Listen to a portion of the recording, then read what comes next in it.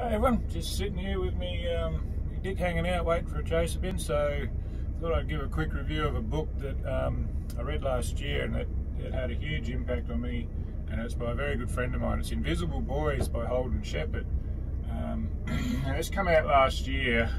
It's Holden's debut novel, and it's just amazing. Like, it's won, I don't know how many awards it's won. It won, I think it was the Ray Kopp. There was the Hungerford Award from Fremantle Press, which ended up publishing the book.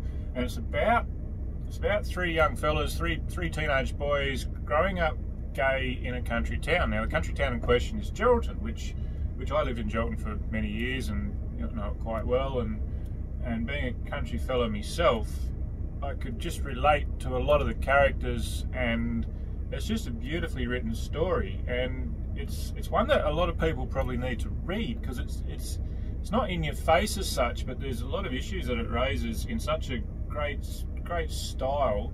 And yeah, this book's had a huge impact. Like, I've seen the reviews, I've seen the people with their comments and how it's affected them, how it's affected young gay men themselves, and older gay men read the book and said, "Oh, I wish this was around when I was a kid." So, and it's a great story too. Like, it's not just about basically jamming Holden's point of view down your own throat. He's very clever in the way he does it, and what he's done is, so there's three main characters: Zeke, Charlie and Hammer, and they're all very different characters. Charlie's like a gothic punk rocker sort of fella, and Zeke's your computer nerd, and Hammer's like your football jock, and they're all coping with their sexuality in different ways. And so they all go to the same school, they all end up meeting up and realising that they're in the same sort of boat, and it's how each one of them deals with things. So there's three different points of view, one from each of the boys. Each chapter's a point of view from one of the boys, and then wedged in between them is what's Holden's called his letter bombs, and they're a letter, and you don't know who's writing these letters.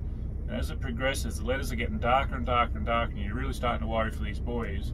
You're trying to work out which one it is, and then at the end the resolve is just a gut punch, and like it really moved me, because I could put myself in the situation of one of the kids around those boys, and I actually started questioning, how would I react if someone had come out gay at high school? And I was like, God, I couldn't answer the question. I didn't know if I'd be one of the ones supporting them or one of the ones jumping on the bandwagon, throwing stones at them. So yeah, no, it's a great book. I really wish they'd do an audio book of it, because I reckon that'd be great. But anyway, I read it.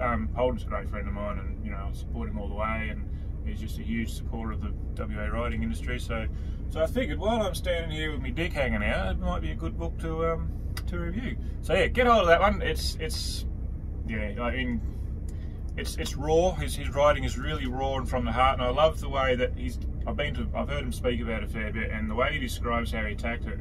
There was just too much going on for one character, so he split his character into three. So one character is his head, one character is his heart, and one character is his body. And that approach just blew me away. And it works really well. Each character is so well defined, and the best thing, I just like, there's a lot of humour in there too. Like, don't worry, it's pretty dark, but it's also quite funny, and just the interactions between the boys, and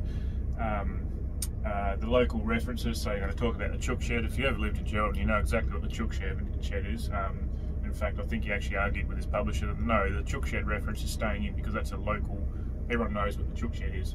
So yeah, of course, the one nightclub at Geraldton, the one that changes its name every few years when there's been a stabbing out the front. So yeah, all these little. It's a great book. Just get hold of that one, read it, and pass it on to a friend if you think they need to read it.